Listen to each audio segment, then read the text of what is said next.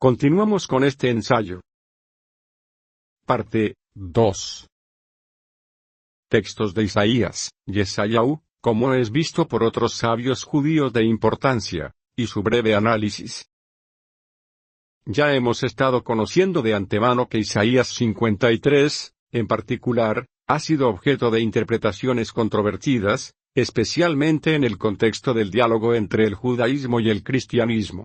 En la tradición judía, de algunos sectores, este capítulo se interpreta generalmente como una referencia al pueblo de Israel como el siervo sufriente, mientras que en el cristianismo se asocia con la figura de Yeshua, como tema que nos compete. Esta diferencia interpretativa podría haber influido en su exclusión de las Haftarot, aunque no hay evidencia directa de que esta fuera la razón principal, pero desde mi salida del ateísmo, he dejado de creer en casualidades, sino causalidades.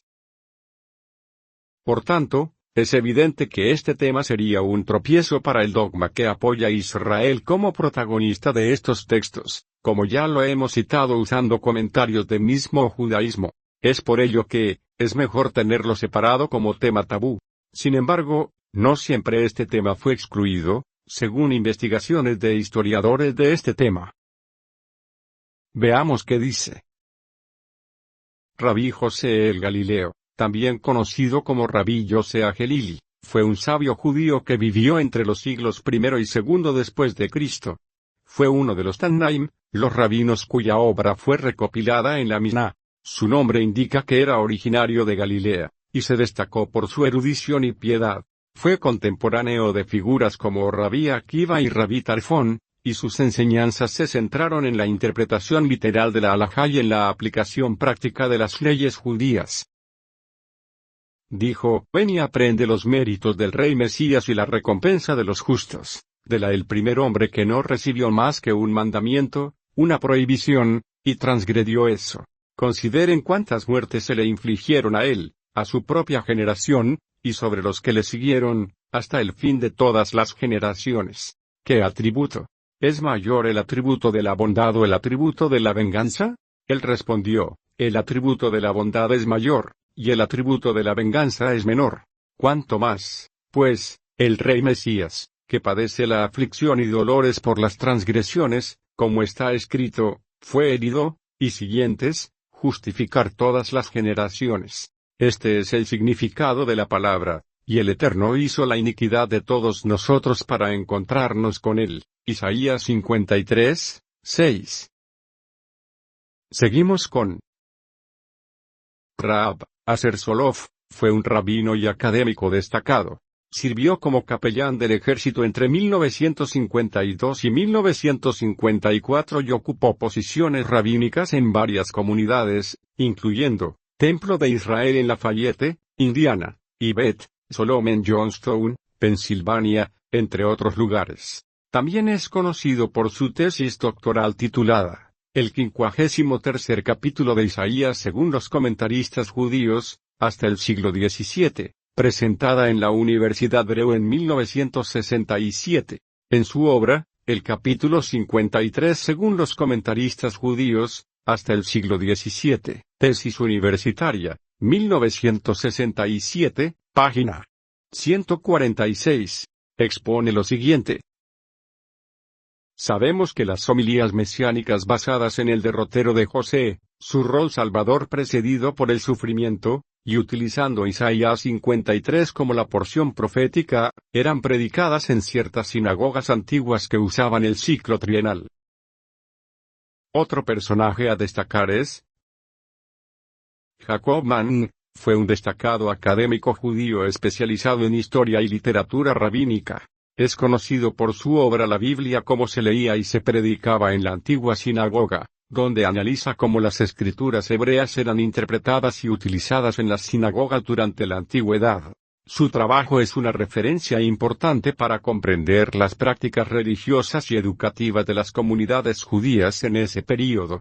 En su obra, La Biblia cómo se leía y se predicaba en la antigua sinagoga, New York, 1971, Copyright 1940, página 298.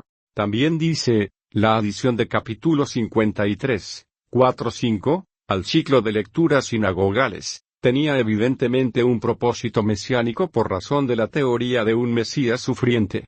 La primera parte de la Haftará, 52, 7 y siguiente, trata de la redención de Israel, y en esta conexión se hacía alusión a las tribulaciones del Mesías por medio de la recitación de los 2 versos anteriores. Otro punto importante, en la obra, Siervo sufriente de Isaías, de Samuel R. Briver, autor, Adolf Neubauer, autor. En cuanto a mí, estoy inclinado, con Benjamin de Neuen, a considerarlo como aludiendo al Mesías, y como que abre con una descripción de su condición en exilio, desde el tiempo de su nacimiento hasta su ascensión al trono, porque el profeta comienza hablando de que se sienta en una posición de gran honor, y luego pasa a relatar todo lo que le sucederá durante la cautividad.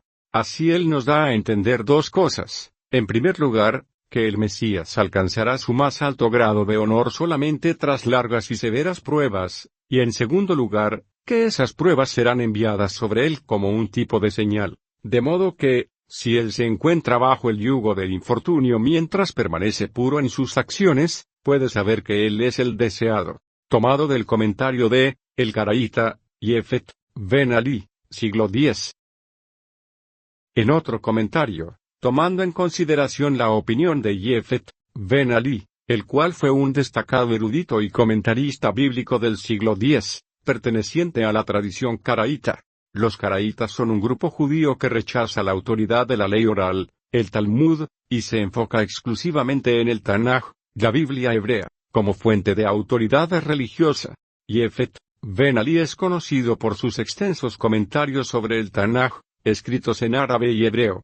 Sus interpretaciones son valiosas no solo para los caraítas, sino también para los estudiosos del judaísmo en general, ya que ofrecen perspectivas únicas sobre los textos bíblicos. Además, sus obras reflejan un enfoque literalista y filológico, característico del caraísmo. Yefet Ben Ali también se destacó por su libertad interpretativa, rechazando la autoridad de las reglas hermenéuticas tradicionales, cuando no era posible explicar un pasaje de manera literal. Él dice, por las palabras ciertamente Él ha llevado nuestras enfermedades, significa que los dolores y enfermedades en las que cayó eran las que merecían ellos, pero que Él las llevó en su lugar. Y aquí yo pienso que es necesario pausar unos momentos, a fin de explicar por qué Dios causó que esas enfermedades se apegaran al Mesías por causa de Israel. La nación merecía de Dios mayor castigo que el que en realidad vino sobre ellos, pero que no eran suficiente fuertes para llevarlos. Dios nombra a su siervo para llevar los pecados de ellos, y por medio de hacerlo así aliviar el castigo de ellos a fin de que Israel no fuera completamente exterminado. Seguimos con Simón Ben Yochai, también conocido como Rasbi, fue un destacado rabino y sabio judío que vivió en Galilea durante los siglos I y II, en la época de la dominación romana. Es conocido por ser uno de los discípulos más eminentes de Rabí Akiva, y por su papel en la transmisión de la ley oral judía en tiempos de opresión. Según la tradición cabalística, se le atribuye la autoría del Zohar, una obra fundamental de la mística judía, aunque esta teoría es discutida por académicos modernos. En el Midrash, Nistarot, de Rabí Simón Ben Yochai, misterio de rabino. Simón Ben Yochai dice, y Armilaus, se enfrascará en batalla con el Mesías, el hijo de Efraín, en la puerta oriental, y el Mesías, el hijo de Efraín, morirá allí, e Israel lamentará por él. Y después el santo les revelará al Mesías, el hijo de David, a quien Israel deseará apedrear, diciendo, tú hablas falsamente, ya el Mesías está inmolado, y no hay ningún otro Mesías que se ponga de pie, después de él, y así ellos lo despreciarán, como está escrito, despreciado y desechado de los hombres, pero él se volverá y se ocultará de ellos, según las palabras, como uno que oculta su rostro de nosotros. Pero, antes nos dice, se levantará un rey malvado que se llama Armilos, calvo, con ojos pequeños y frente leprosa, suyo oreja derecha cerrada y la oreja izquierda abierta. Si una buena persona le habla, volverá su oído cerrado y si un impío le habla, le prestará su oído abierto. Él es el descendencia de Satanás y una piedra, estatua, y subirá a Jerusalén e incitará a la guerra contra el Mesías del linaje de Efraín en la puerta oriental, como dice la Escritura, y mirarán a mí acerca de a quien traspasaron. Zacarías 12:10. Es importante resaltar que, no existe evidencia histórica ni textual que indique que Simón ben Yochai fuera seguidor de Jesús, Yeshua, como el Mesías. Simón ben Yochai fue un rabino profundamente arraigado en la tradición judía, y un firme defensor de la ley oral judía durante la época de la dominación romana. Por lo tanto, no podemos afirmar que su postura sobre que el Mesías es el siervo sufriente de las profecías, y no Israel, lo convierta en un seguidor de Yeshua. Al contrario, es conocido que Rabí Akiva, maestro de Simón ben Yochai, apoyó públicamente a Simón bar Kokhba como el Mesías, basándose en el versículo bíblico de Números 24:17, que menciona una estrella que surgirá de Jacob. Es posible que, como discípulo de Rabí Akiva, Simón ben Yochai compartiera algunas de sus ideas respecto a Simón bar Kokhba. Seguimos con Isaías Horowitz. Nació en Praga alrededor de 1555. Su primer maestro fue su padre, Abraham ben Sabtai Seftel Horowitz, un erudito y autor notable, y discípulo de Moses y Serles, Rema. Cita lo siguiente. Entonces la casa de José, que pecó al separarse del reino de la casa de David, será restaurada, porque el Mesías hijo de José no vendrá por su propio bien, sino por el Mesías hijo de David, pues ofrecerá su vida y la derramará hasta la muerte. Isaías 53:12, y su sangre expiará al pueblo ante el Señor. De esta manera, después, el reino de la casa de David presidirá para siempre entre el pueblo de Israel. Anexamos a otro personaje, Ayala, Selua, Cracovia, 1593 al 95, de Neftali, ben Aser Altschuler, fallecido después de 1607, sobre Isaías 53:4. La enfermedad que debía habernos sobrevenido fue soportada por él. Esto significa, cuando el Mesías ben José muera entre las puertas y sea una maravilla a los ojos de la creación, ¿por qué debe ser tan severa su pena? ¿Cuál es su pecado y cuál su transgresión? Sino que soportará el castigo de Israel, según las palabras de Dios herido, Isaías 53:4. Anexamos a Samuel B. Abraham Laniado, Hadarsan, 1605, en su comentario sobre Isaías, Elipas, Venecia, 1657, sobre Isaías 52:13. Samuel Laniado responde al comentario de Isaac Abravanel, sobre Inne, Abdi, que niega que el pasaje se refiera al Mesías. Samuel Laniado replica que, los pasajes sobre la humillación corresponden al Mesías ben José, y los de la exaltación a ben David. Anexo otro comentario de Laniado, después de su advenimiento, para usar de nuevo las palabras de Razi, ben Efraín, quien por un tiempo tuvo soberanía y ejecutó juicio sobre Israel y los gentiles, fue arrebatado, Isaías 53:8, porque los gentiles resolverían matarlo, y, entonces, ¿quién podría contar de su generación? Versículo 8, y relatar los problemas que le sucedieron, porque fue cortado de la tierra de los vivientes, versículo 8, y muerto por la transgresión de mi pueblo, el golpe destinado a ellos siendo llevado por él en su lugar, versículo 8, sepultó con los malvados, verso 9, siendo enterrado entre los que murieron en batalla cuando los gentiles se reunieron contra él para matarlo, y dice que fue entregado en manos de los ricos, verso 9, es decir, del reino de la maldad, por cada muerte con la que pudieran condenarlo a muerte, no será condenado a muerte rápidamente, sino torturado por cada tortura para producir un final severo y doloroso, y por eso el profeta no dice en su muerte, sino en sus muertes. Verso 9. Y aunque no tendrá el mismo rango y posición que el Mesías ben David, por su conocimiento mi siervo justo justificará a muchos, los purificará y cargará con sus iniquidades. Verso 11. mediante sus sufrimientos. Y por lo tanto, le repartiré una porción entre muchos. Verso 12, etc. Tal es el sentido de estos versículos, según la opinión de aquellos de nuestros sabios que los aplican al Mesías ben David, y al Mesías ben José, que viene de Efraín. Por lo tanto, Laniado aplica todas las descripciones del sufrimiento en Inne, Abdi. Inne es una palabra de la Torah que significa envíame a mí. El profeta Isaías dijo Inne, cuando respondió al llamado de Hasem para ser un agente. Al Mesías ben José, explicando, tanto aquí como en el contexto más amplio, cómo sufre para expiar los pecados de Israel. Habla del gran sufrimiento que soportó el Mesías ben José, y concluye que estas perspectivas son tradiciones transmitidas por los sabios de Israel. Seguimos con Rabbi Moshe Alsek, también conocido como el Alsich, Hakados. El santo, fue un destacado rabino, predicador y comentarista bíblico del siglo XVI.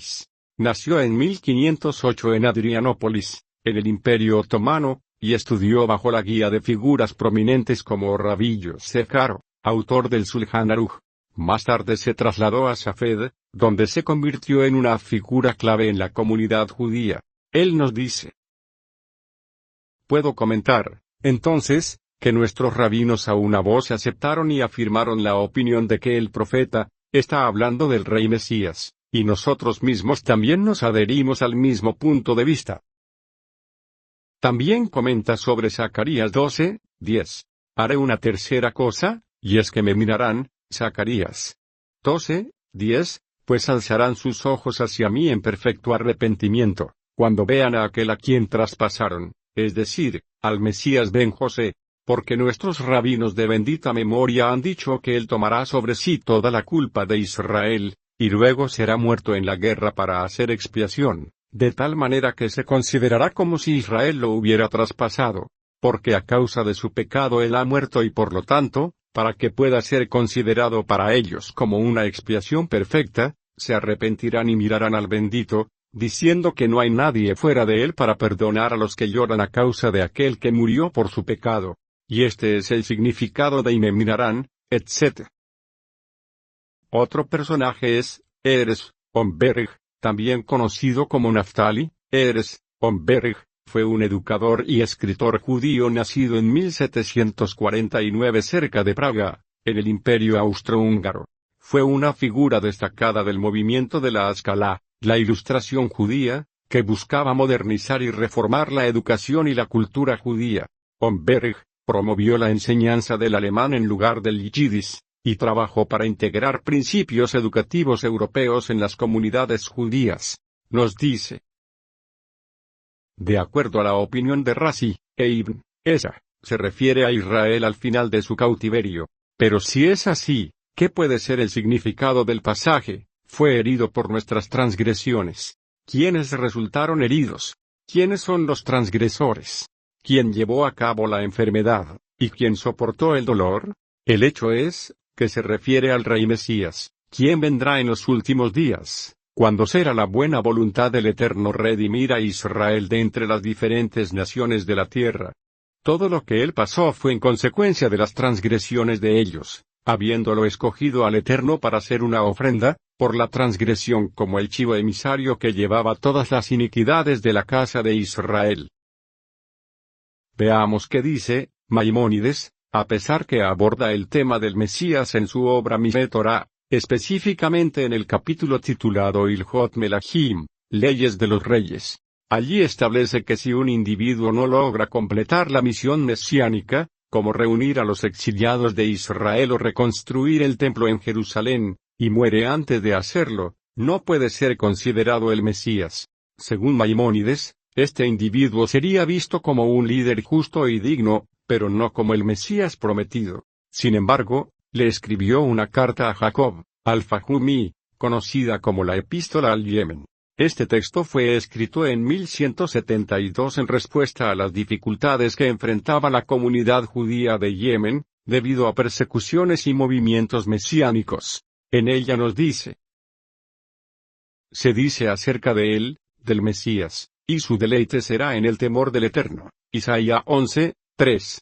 creció delante de él como una tierna planta y como una raíz en suelo seco, no tiene forma ni belleza, y cuando lo vemos, no hay belleza en él para que lo deseemos. Isaías 53, 2, compare con Isaías 52, 14.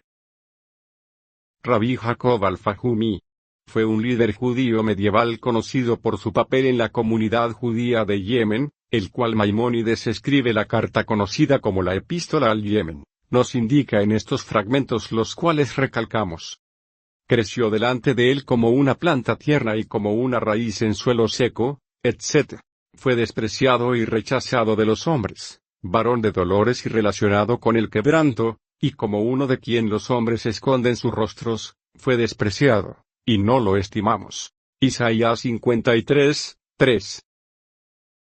Es importante destacar que, la interpretación de Rashi de Isaías 52, 13-53, 12 que se refiere a Israel como nación, con énfasis en su sufrimiento, y no de su exilio entre las naciones, fue aceptada por la mayoría de los comentaristas subsiguientes, ya que antes de él, no había ninguno que hubiera propuesto tal pensamiento, debido a que, es una extraña excepción al lenguaje de los profetas, y de Isaías mismo, quien reprende a su pueblo por sus iniquidades, por su abandono al Eterno, su endurecimiento y ceguera, su hipocresía, sus idolatrías y su desobediencia, el cual les dice, las iniquidades de ustedes los han separado de su Elohim. Habría sido una extraña contradicción si él, en medio de esto, luego describa a Israel que había apostado de seguir los lineamientos del Eterno, como el siervo justo de Elohim, quien llevaría nuestras culpas, por cuya llagas todos fuimos sanados, y que los gentiles, cuando se convierten, después de la llegada del Mesías, deberían admitir que ellos, o sea los judíos, sufrieron en lugar del Mashiach, como justos, sin ningún argumento que se le acredite, por todos los injustos, realizando expiación por ellos. Por tanto, usando solo la lógica, tal argumento sobre Israel como siervo sufriente carece de sentido común. Seguiremos en el próximo episodio con parte 3. ¿De dónde viene la distorsión de los textos de Isaías? Saludos a todos. Shalom. Ros, Elisa Noda, miembro de la comunidad Netzarita Ani, Ami.